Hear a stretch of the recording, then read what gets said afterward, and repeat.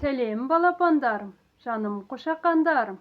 Tamaşalap Kokoşben Pikoş'tun kuanışların. Kollarımda kıygerip, kuşağımda kepkerip, yıkırıp oynayman, oyunga hiç duymayman.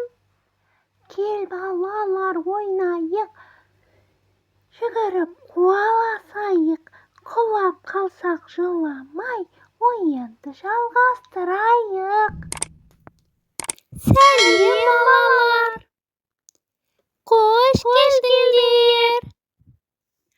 Тышқан, ит және мысық. Ертеде ит, мысық және тышқан үшеуі дос болыпты. Сонда да ит пен мысық тышқанды онша жақтырмайды екен. Тышқан күні-түні тынбайтын еңбекқор болыпты. Ал ит пен мысық тапқанын жеп, жұмсақ шөппен жылы жерде жатып алады.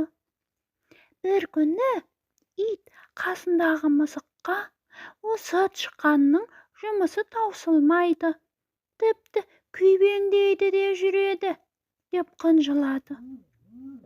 Сонда мысық, өзіміз жол жиып жатып, біреуді күндейміз.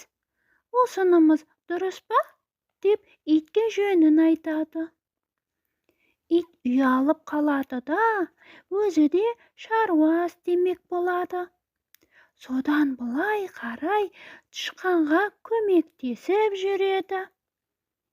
Сен де қол ұшыңды бер, дейді енді ит мысыққа. Оған мысық көнбейді. Өздерің ақ істей салыңдар. Ит пен тышқан оған жалқаулықты қой, бірге жұмыс істе, дейді. Әй, мен сендердің жұмыстарыңды күндеп жатқан жоқпын ғой, неге тиісесіңдер? Деп мысық ашуланады. Ит пен тышқан үндемей жүре береді. Мысыққа тамақ қалдырмай өздері жейді. Аш мысық енді ит пен тышқанның тапқанын ұрлай бастайды. Мұны көріп қойған тышқан мысықтың ұрлығын итке айтады. Ит оңдырмай талайды. Содан бері ит пен мысық өш екен. Бірін көрсе, талап тастауға дайын тұрады. Ал тышқанға ыза болған мысық оны ұстап алып жей салады екен. Балалар, бүгін және 9 әріп үйренетін боламыз. Шалғам, щетка, қатаң белгісі, объектив, жиһаз,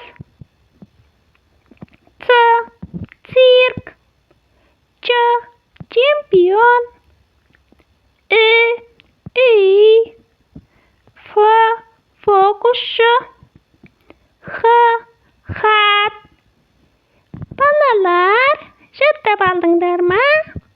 Келесіде және қызықты әріптер үйренетін боламыз.